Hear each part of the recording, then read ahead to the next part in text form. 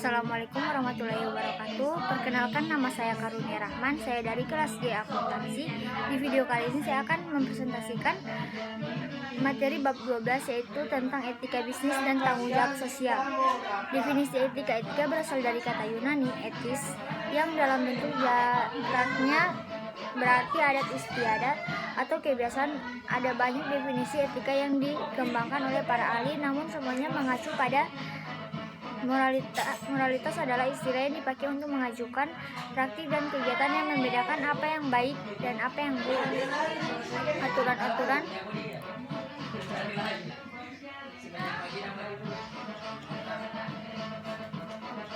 Aturan-aturan yang mengendalikan kegiatan itu dan nilai-nilai yang tersimpul di dalamnya yang dipelihara atau dijadikan sasaran oleh kegiatan dan praktik tersebut. Yang berikutnya yaitu definisi etika bisnis. Etika bisnis adalah aturan-aturan yang menegaskan suatu bisnis soal boleh bertindak dan tidak boleh bertindak, di mana aturan-aturan tersebut dapat bersumber dari aturan-aturan maupun aturan yang tidak tertulis. Dan jika suatu bisnis melanggar aturan-aturan tersebut, maka sanksi akan diterima, di mana sanksi tersebut dapat berbentuk langsung maupun tidak langsung. Pendekatan etika bisnis dalam pengambilan keputusan. Selanjutnya, budaya dan etika bisnis. Secara konsep ada hubungan kuat antara budaya dan etika bisnis. Masyarakat yang berbudaya tinggi dianggap lebih mengerti dan memahami tentang etika, namun masyarakat dengan budaya cenderung pemahaman etika menjadi kurang.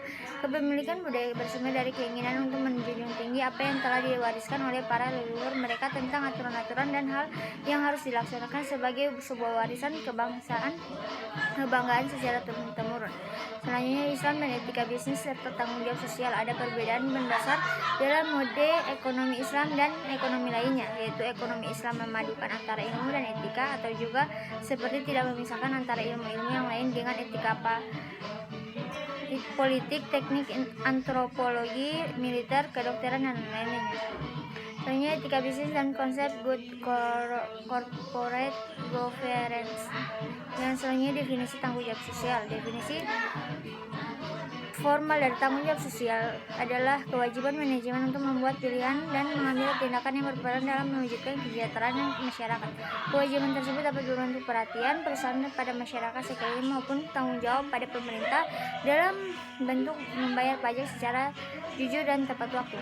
Selanjutnya, pada dasarnya dengan menetapkan CSA ada banyak manfaat yang telah diterima, sebagaimana dikatakan oleh bahwa selanjutnya pihak-pihak yang berkepentingan terhadap organisasi perusahaan, yaitu yang pertama, kreditor adalah pihak yang memberikan pinjaman baik dalam bentuk uang money atau barang goods maupun dalam bentuk jasa atau service.